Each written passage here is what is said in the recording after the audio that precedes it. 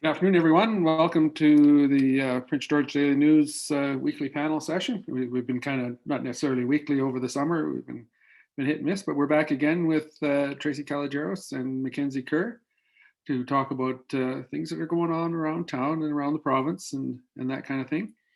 In the news lately is the possibility of, I hate to say the term vaccination passports.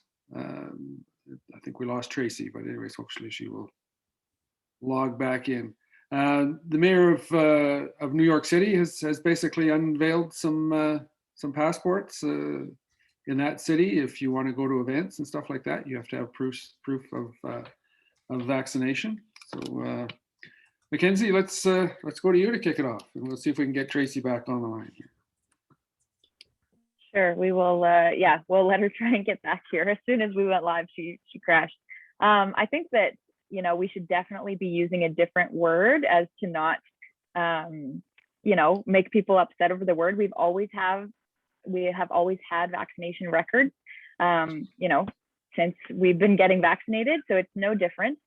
We need to be really cognizant of COVID. I recently visited my partner's grandma in the hospital, and in the old folks home, and they asked for vaccination records. I mean, if we care about people and their safety, we should be making sure that those that are vaccinated and can get vaccinated can show that they have, just to ease people's minds and make sure that we're being safe in our communities and we're not traveling and spreading COVID. So I think that we need to really be careful about what we're doing and providing record. I mean, your children have to provide records when they go to school for some vaccination. So we should be calling it vaccination records. I think that vaccine passport really makes some people upset, and I feel like language really matters and it can have a huge impact. So we should be trying to find the language that is the most accurate, which is vaccine records. And I feel like it's totally fair to require that when people are going to large events with lots of people, going to old folks' homes like I just did, and having to prove vaccination records. I think that's totally fine and reasonable if we care about the safety of our communities. Right on, and good for a nice length of an answer there, so that Tracy can get back online and we weren't stuck. Yeah, I don't know what's going on with my laptop. As soon as we went Facebook Live, everything froze. So I guess I have an IT call as soon as we're done here. There you go. But the question is, vaccination passports, or as Mackenzie was saying, just call them vaccination records. What are your thoughts on this? And there's a lot of people get all up in arms about this is some kind of control thing and that kind of thing. What's your view on vaccination passports? I don't see how it's a control issue or even a new issue. We've been keeping track of vaccinations for as long as I've been alive, and there are certain trips you can't take without a vaccination. I mean, heck, in the 90s, when we first started the after-school care program here at the Exploration Place, because I was the manager, I had to go and get vaccinated against TB and a bunch of other things, even though I wasn't even working with the children, in order to be able to even open a daycare. So I don't see that this is something new. I think what it is blown up in social media, and people have grabbed onto the term to politicize it or wield it as a weapon. It's the stupidest thing I've heard yet. The idea that by telling someone your vaccination status, you're being controlled in some manner. I don't get it. It makes no sense to me. Or a violation of personal freedoms or personal privacy and that kind of thing. I've told this story many times, is that when I was in high school, the high school trip that we went on was to Japan, and we had to get vaccinated. I believe it was for cholera. And at that time, you got a little yellow sort of booklet. And when you got vaccinated, they marked in there what you're vaccinated for. It's the same size as your passport, and you stuck it inside your passport and you took it with you to when you go. And when you went to customs the other country, you showed them that and they knew what you were vaccinated for. And it was as simple as that, and I don't know why it can't be that simple again. I guess one of the issues is, do you need that to go to the movies? And once again, I'm thinking, well, if the movies want to dictate that, then so be it. Is it so? I guess, Mackenzie, is it where does that lie with freedoms and other people's right to say no, I suppose? Well, I think that, sorry, there's like, I'm sitting outside because it's so nice out, but there's lots of noises. So let me know if they're too loud. I think that, it really comes down to our society is now changing to become, well, not changing, has been always very individualistic. And, we're not caring about our communities as much as we should be, as much as they were in the past, before settlers came to Canada. So I think that we really need to be focusing more on the safety of communities. I think that that's where the line should be. If it's going to affect the safety of communities, then we should be, asking for proof of vaccination. If we're having large events, if, the people are wanting to get vaccinated and then prove that they are vaccinated, I think that that is totally something that each business can ask for. There was some places that still are requiring masks, even though they're not mandatory provincially in their businesses. I mean, if you have a store employee, and it's completely up to you. You could have, a very detailed reason, or you can just say just community health in general. But if you have an employee that lives with, their grandma that is very high risk, you're not going to want to have that person at work if you have people coming in and out that, don't want to wear masks or aren't vaccinated, anything like that. So I think that there's it's completely up to the businesses to say, yes, we want to have proof of vaccination, or, no, not so much. Then I think that we need to take care of ourselves. And if we're going into superstore or large places, we should be wearing masks.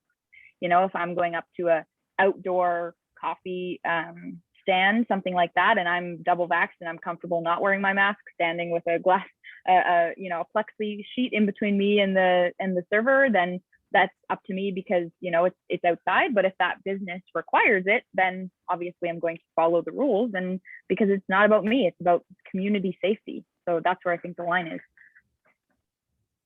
Not to mention the entire population under 12 years old can't be vaccinated. So kids are walking around completely exposed, and the notion that this has no impact on them is not true. I don't know. I can't understand the resistance to wearing a mask. I don't understand the resistance to getting vaccinated. I really don't grasp why it's not a good idea to simply tell people whether you're vaccinated or not in order to be able to access close quarters. To me, it really is about doing no harm to others. And I don't think that the vast majority of people, whether they're opposed to vaccines or not, their stated goal is not to go out and do harm to others. So what's the big deal? Yeah, I'm with you there. But Tracy, do you think, in light of a mask mandate, coming back on in Kelowna or in the Okanagan and that, do you have fears that a fourth wave is possibly upon us, and mostly because of the people who haven't been vaccinated yet? Well, the wave is because we have a massively contagious airborne virus out there that is really good at mutating. Have a conversation with a vet for a while and you'll find that coronavirus has been mutating in the animal population for a very long time, and it mutates really easily. So I don't like blaming people that are unvaccinated for a fourth wave. I don't like blaming anybody for what's going on here with COVID. I don't think it's been really well managed, and I think that it could be communicated better, and I think that people could take a deep breath and a step back and maybe calm all of the rhetoric down a little bit. But I do think that the Delta variant is a legitimate concern, and it is mostly unvaccinated people that are winding up in hospital and dying at this point from this Delta variant. But it's going to mutate again. And the longer it's out there, it's going to change again. And it's already working its way around the vaccines that we do have. So the longer it's allowed to circulate, the more danger there is to everyone, vaccinated or not. I do think that Delta is a problem. And I feel that we're going to see that additional restrictions are going to come back as we move into the fall. Mm-hmm. Mackenzie, you think we're possibly getting back into another mask mandate, and how will the public respond if now we come back and say, oh geez, we're going back to masks or mandatory indoor spaces, and did we maybe push the opening too quickly? well, if our communication is good, then, you know, we wouldn't have a really big backlash. Unfortunately, we haven't had great communication. And, you know, pandemic responses from our governments, you know, it's kind of been not, it could be better, that's for sure. So I think that, you know, if we're clear with the science and we're showing people, hey, look, we have a spike in cases, this is why we're using masks more, and we're very clear about, you know, the reasoning and where it's allowed and where it's enforced and where it's optional, etc. You know, super clear about numbers, we're transparent about everything that's going on, then we wouldn't have, you know, people that are skeptical of everything that's going on and questioning stuff. I'm sure we would still have some, but a lot more people would understand, because transparency is how you make sure that, you know, you have everyone on the same page, and you don't breed any skepticism. You're making sure that everyone's on the same page. You're using science, you're using clear communication, you're repeating things over and over again so that it reaches everybody. And, you know, you're not changing your messaging. Then I think that it would be fine. And, you know, if cases are going up because of the Delta variant, then of course we need to, you know, be enforcing masks again for the safety of our community members across the world and the country. So I think that it completely makes sense. And I hope that we don't have to. I hope that, you know, cases don't keep rising. They are right now, the Delta variant is. So I'm just hoping that, you know, no more people lose their lives, regardless of if they, you know, chose not to get the vaccine. I mean, we are not going to wish death upon anyone or suffering from COVID. So I really, you know, just wish that we could have more solidarity and more community focused, caring about people's health more, and not so much just what's going on right now. You know, I just wish that we could get it over with by caring more about community health and the people around us, and so that we can get back to, you know, hugging our neighbors again. And I don't think that it's done with us yet by any stretch. You know, I was reading an article, it was in National Geo on the weekend, talking about how there's a new reservoir for SARS-CoV-2 in the white-tailed deer population. And that's in the US. So if in fact this virus is circulating in an animal population, it's got more opportunities to do its mutating deal and jump back again to humans. So it's there, it's here for the long haul. We definitely need to learn how to live with it. And I don't think we can stay in lockdown forever. So if our stated goals are to get kids in school and people back to work, then we've got to be taking the nth degree in terms of precautions and care to make sure that those stated goals preserve kids' mental health and keep them in school, and preserve our economy and keep things moving. Well, the only way you do both of those is to make sure that this virus is completely tamped down. And that's vaccines, it's vaccine passports, and it's masks and distancing. Yeah, I think you're right there, Tracy. I think we're probably going to have to live with this for, you know, from now on, or at least for a while. The question is how well we control it. And I think part of the problem is that too much of society wants to go and say, that's it, we're done, and there's no more COVID.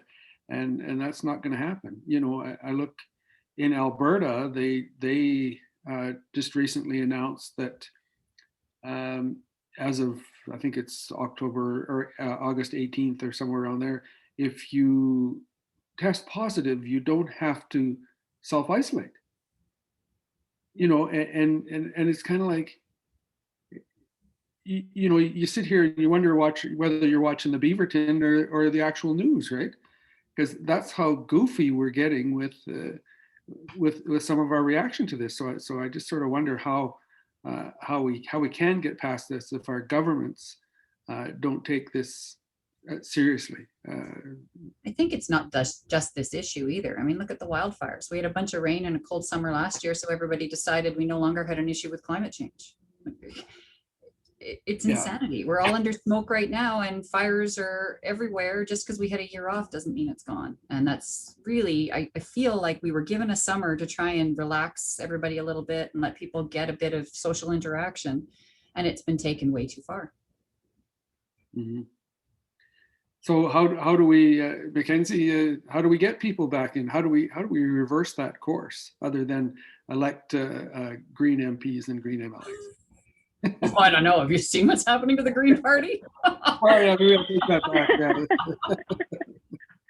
back. I think that, yes, we do need to elect people that, care about science and care about good communication and messaging, things like that. So I think that, yeah, I'll just, I won't say much more about the Green Party at this time, but I will say that, what the solution could be is what I was saying before, good communication, and whoever is saying it, it doesn't matter. It just needs to be here, because right now it doesn't matter who is saying it. It matters that we have clear communication, transparency on the science, good data and good graphs showing us why we need to be, increasing our COVID restrictions so that it makes sense and people aren't questioning it. People aren't getting more frustrated than they already are. I mean, if I had all the answers, none of us have all the answers, not one party, not one person. That's why we need to work together, but it's tough sometimes when you have some politicians like those in Alberta just saying, never mind, throwing it all away. So it can be really frustrating. And I feel for people in Alberta right now that are worried about COVID and, just found out that everyone in the province doesn't have to quarantine when they test positive for COVID. That would be absolutely terrifying. And then, yeah. So, the solution needs to come from many of us. The solution needs to be good communication and, lots of people in every corner of in person and on the internet sharing that this is still here. It's still very serious. We need to be wearing masks when we go into stores still, even if you're vaccinated, just so that those that aren't yet see it and, will copy you, be a good example. I mean, yeah, those are some of the things that we can do. And who you vote for does matter, but it isn't which party. It's the human being standing in front of you, regardless of the party that they represent.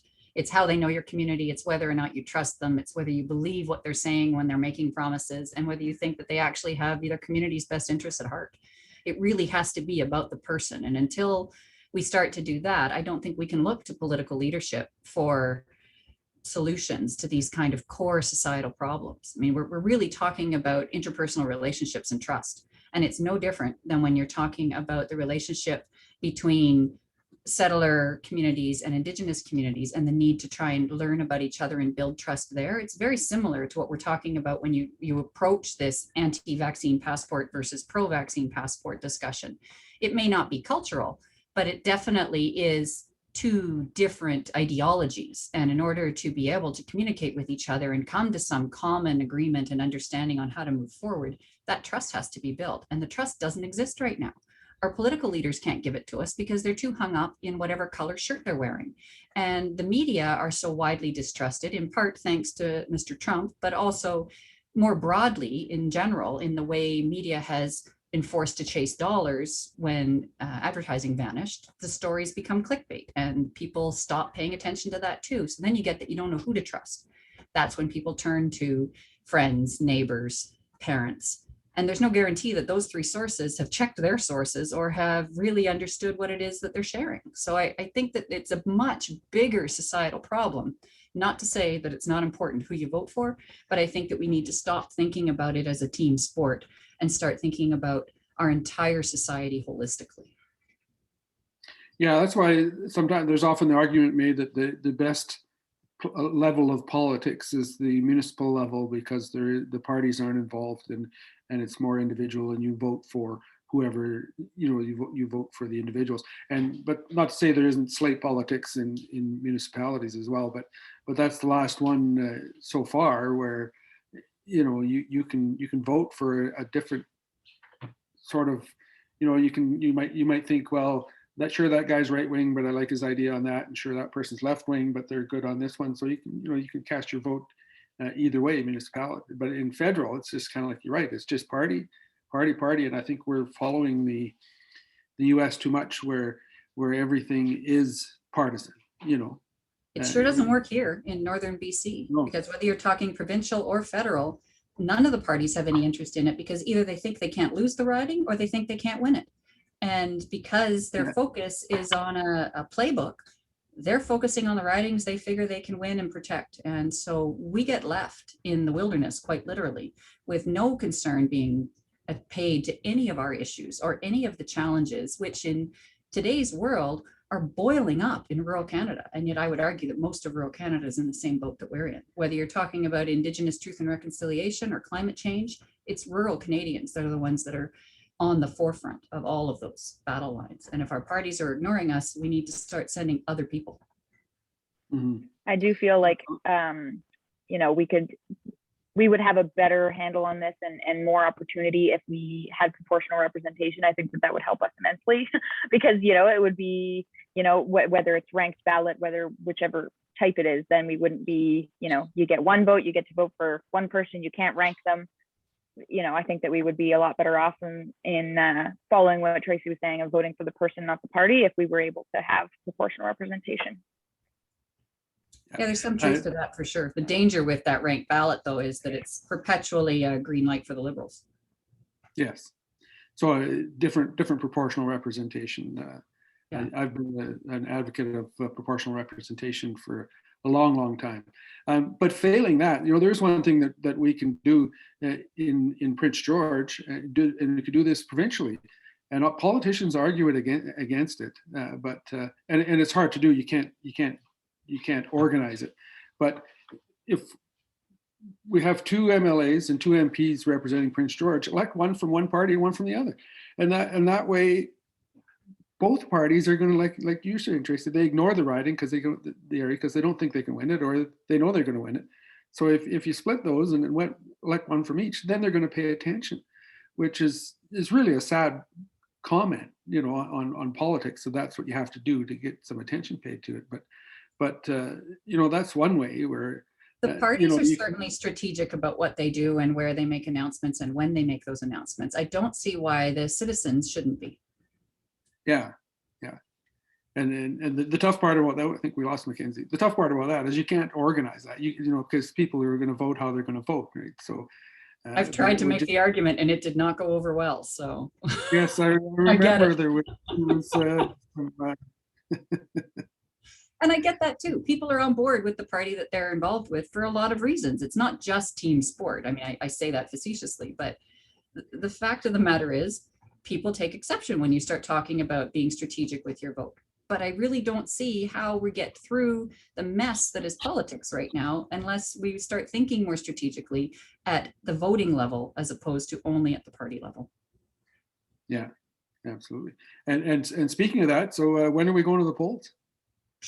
Who knows? Depends on who you talk to. Some people say it's immediate. Other people say never. I can tell you no one's called me. So there's, I think there's stuff ticking along in the background. I'm pretty sure calls are going out to potential candidates for our region, but who knows? I mean, when the first time I ran, I wasn't even talked to until after the writ dropped. So who knows? Yes. Mackenzie, what are your thoughts on when we're going to go to the polls?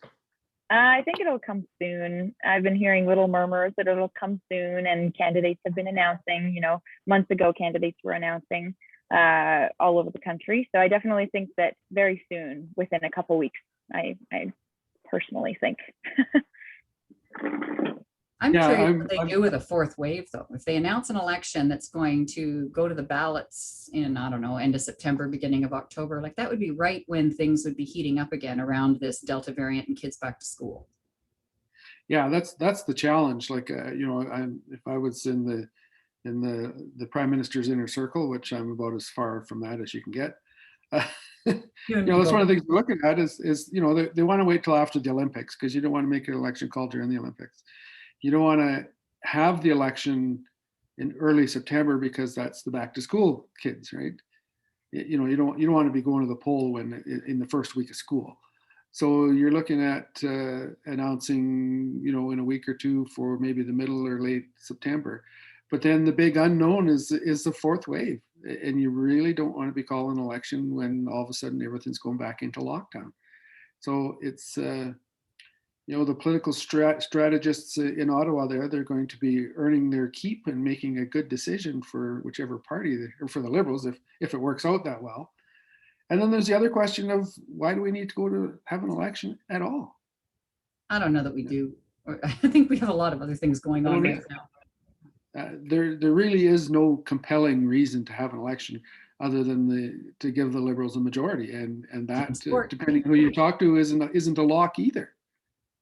You know, so I mean, we did the same thing in BC, and the BC NDP used probably the same messaging that the Liberals are going to use, and they got a majority. So, we really have to, if it is called, I really hope that the parties are, putting their feet to the fire and saying, was this necessary? And, this is irresponsible to hold an election during a pandemic when it's not needed and we have a set election next year.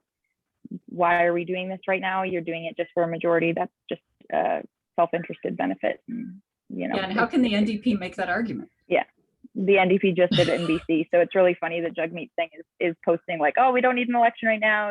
Trudeau, why are you doing this? This is not okay. But yet he was campaigning for the BC NDP last year during a pandemic. So it's just, it's just political tricks. And I wish that we could get away from it. Yeah, maybe we should just govern, that whole get elected, do your job until the next date of the next election, rather than spend all the time that you've been elected worrying about whether you're going to get reelected. That drives me nuts. Mm-hmm. Yeah. It's tough with this voting system. Yes, I'll agree with you there. Proportional representation all the way. It changes everything. I've been an advocate of it for years, and mainly because one of the reasons I like about proportional representation, depending on the system that you choose, is that it makes it involves voters more. And in my mind, in a democracy, anything that involves more voting and make voters think about who they want to choose, that's a better system. And right now we don't. I'm a liberal, always been a liberal, going to vote liberal. I'm a conservative, always been a conservative, going to vote conservative. And that's just wrong, So there's definitely an argument in that proportional representation, because it would force people who are a lifelong liberal to think, okay, well, if I can't have a liberal, who am I going to vote for next? Now, it was a little girl in kindergarten that asked me that question when I was talking to the school in Quesnel in 2015. And her question was, okay, if you can't vote for yourself, who would you vote for? It's the best question anybody's ever asked me in an election, and I've run through 2 of them now. And I think that would force every individual voter to have to find at least something they liked about the other candidates. And that might go some distance to forcing people to put themselves in the other person's shoes for a while. Yeah. And it also forces, once again, depending on the system, it also forces the candidates to reach out to more than simply their base, which we hear all the time. Always talking to his base, and it's kind of like, well, if you have enough base to get you elected, you don't talk to anybody else, and that's not right either. So that's one thing I liked about proportional representation is candidates have to reach out to more people because your base is going to vote for you, but it might be a lot of those fringe people that get you elected. So you have to appeal to them as well, which I always think is a better, more people that like you, the better, right? When you're a politician. But you can't always make the decisions once you are that elected official, or even seeking to be elected, that are the ones that are going to make everybody like you. Sometimes you got to tell people they have to wear a mask. Yeah. Oh, absolutely. Absolutely. When you're elected, you certainly have to, you're not going to be able to please everybody, but Well, I thought that's where these set election dates were supposed to be pushing politics, was that if you weren't constantly worrying about when the next election is going to get called, you could actually do the business of governing and make some unpopular decisions, knowing that you've got 2 years before the next election. Like the moving them around after they've legislated them, I think is wrong. But I said that during the provincial election too. Yeah. Yeah. Well, minority governments throw a bit of a monkey wrench into that, because the minority government can fall at any time. Although in BC it didn't fall, it was the premier that said, "Hey, let's go." And this would be the same. It's not that the government will fall. Yeah. It's that the prime minister will decide it's time. Well, and where a minority government falls because of a lack of confidence, if that lack of confidence is legitimate, then it's doing its job, and it should fall, and they should go back to the people for a mandate. But when you're simply using political expediency to call an election and drop the writ early, I don't care what party you are. I don't see that is serving anybody's interests except your own, and you don't go into public service for your own interests. Mm-hmm. Exactly. So, Mackenzie, who do you see is running? Do you hear any names coming out of the woodwork in any party? Other than, I guess I'm assuming that Todd Doherty and Bob Zimmer will run again, but are you hearing any rumblings of anybody? I haven't heard anything different about Bob and Todd. I think they will be. And then Audrey obviously has announced in Caribou Prince George, and those are the only ones I've heard. I've heard of lots of other candidates across the country and in BC specifically, but for the Greens mostly, just because that's who I'm following right now. But yeah, I haven't heard of anyone else right now. And yeah, lots of people stepping down and not running again. So there's going to be some open spots, and it'll be interesting to see what happens. But I wish that we didn't have to have this conversation next year. Yeah. Tracy, you hear any rumblings of who might be coming forward? No, I know that there's. Who would you like to see as a good candidate? It certainly won't be me. That I can tell you for sure. Again, I have heard some rumblings. There are some names circulating and folks that are having conversations and doing some explorations around it. Mavis Erickson had said when she ran last time that she was keen to run again in the Prince George Peace River. So I would assume that she's going to run again. But in Caribou, I really don't know. And I can't point you at a riding association to give you any more information either. There just isn't anything going on here that I'm aware of. Yeah, I haven't heard any rumblings either from anyone other than like say Audrey with the NDP, and there's I can't remember his name now, but a guy from the Maverick Party running for the running in Prince George Peace River North. So that could be interesting because that's the party has Jay Hill as the president, and he carries a lot of weight up in that. So in that riding and up north. So it'll be interesting to see whether they draw away from Bob Zimmer or not. Interesting to see if that party on the right fractures again. I think that there is a growing discomfort with the extreme views within the Conservative Party at the moment. And I mean, that's how they wound up being the Reform versus the Alliance versus, I don't even know what the whole series of names were that they went through, but Jay was definitely involved in all of that. Yeah. Mackenzie, do you think there's going to be a fracturing on the right? I'm not sure. I mean, I kind of hope so, but I'm not sure. Yeah, I was just in Fort St. John and I saw the Maverick Party office in town, and I saw Bob Zimmer's office and everything. So yeah, I mean, I don't know. I'm not sure if they're running a candidate in this riding. Yeah, I don't think that they would do as well in this riding as they would in the other one though. So yeah, who knows? The People's Party still around? Are they going to run again? I don't think they're still around. Oh, are they? Oh, oh yeah, they're still around, but I don't know that they're going to be going to run as many candidates as they did last time. So I think they ran just about every riding last time, which was a major accomplishment. But they haven't done the only thing that Maxime Bernier has done lately is vow that he's not going to get the vaccine. So that kind of tells you where they're at. So color me once shocked. again, well, that's another, that's another right-wing party and another right-wing party, and whether they will split enough or not, remains to be seen. So, well, we could split all the parties up and just wind up with individuals. I'd be happy. Yeah, there you go. Right on. But we're coming to, my phone's ringing, but I'll just let it ring. I saw Mackenzie said she needs to go pretty quick here too, so people are probably sick of listening to by now today. We'll probably wrap this up, so we can go just a quick plug like we usually do for before we end. What do you got there, Tracy, to plug this week? Well, it's not exactly a plug, but we do still have the memorial for the 215 children found at Kamloops Tesikwapamik in the atrium at the museum. So if people are looking for a place to leave a memorial memento or just want to come down and have a look at the messaging, it is still up. That I can't tell you when it'll be up until, but it is there at least for the next couple of weeks. Mm-hmm. Mackenzie, plug before we go? Sure. Yeah, I did see that the other day, Tracy. It was beautiful. So Big Brothers Big Sisters has the big squeeze today, the lemonade all over town. There's a map on their Instagram and Facebook, and so if you can go around and buy a lemonade at your favorite place and vote for the best lemonade, I think that they would definitely appreciate it, and that is where I'm going after we finish this call, to find the best lemonade. Right on.